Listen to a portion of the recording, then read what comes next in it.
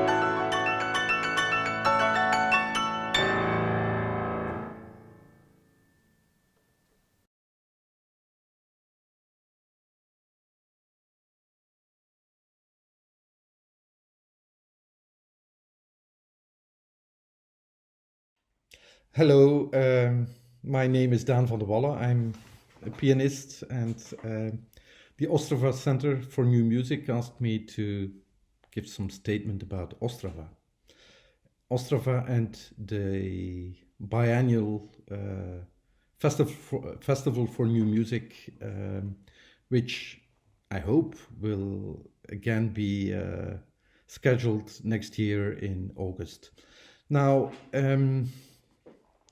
these are extraordinary times, and in these times, sometimes it's nice to look back and to indeed to think about what Ostrava and its festival has meant for me. Now, I got a phone call to come over to Ostrava for the first time about 14 years ago. It was the leader organizer of the festival, Peter Kotik, who suddenly called me from Brooklyn, New York. I remember that phone call very, very well, because he said, "Hello, I'm Peter Kotik. I'm calling you from New York. Do you want to play on at the next edition of the Ostrava New Music Festival? But hold on now, stay on the line. Something is cooking in the kitchen, and it shouldn't burn." So I waited a long time and thinking, now what is happening now? I didn't really know, but I remember that phone call very well. But because it meant a lot to me, because since that phone call, I have participated in the festival since 2007. As many among you know, I was there each time, and played a lot, had a lot of fun, and maybe most importantly, I now realized that I made friends for life at the festival. A festival which I think is important because of many, many reasons. One reason is that one aspect is that when I look back at all those editions, that the festival has no dogma. And if there is a dogma, is that the idea is to put on music which has real musical substance, which has real meaning. It doesn't want to be trendy, although it is. It doesn't focus on one particular aspect of new music, although it is right to say that a lot of American contemporary music has been played at the festival.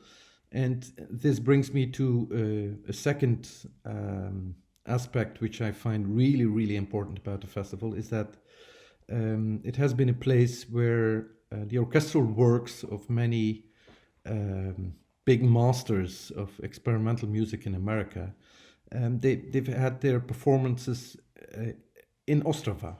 So in Ostrava you could hear the orchestral works by Morton, Feldman, new orchestral works by Christian Wolff, which makes this festival also unique in very many ways.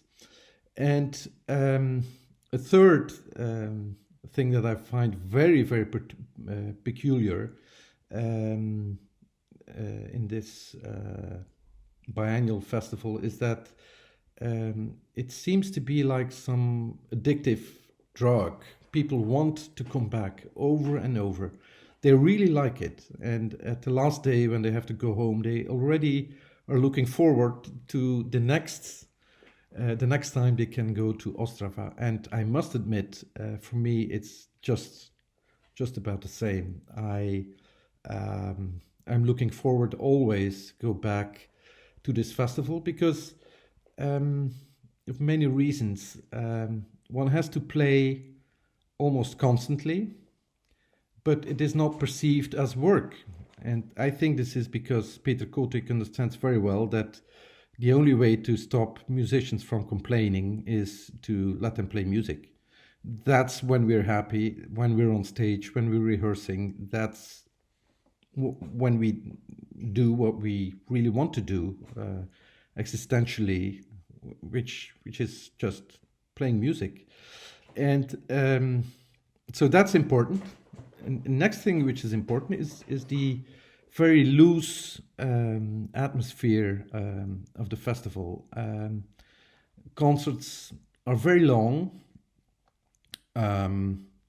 Rehearsal schedules are very long, but still it feels as if there's a kind of improvised atmosphere to the festival, and I think people like that. You know, it's more fun to know what you will be doing tomorrow, next week, etc.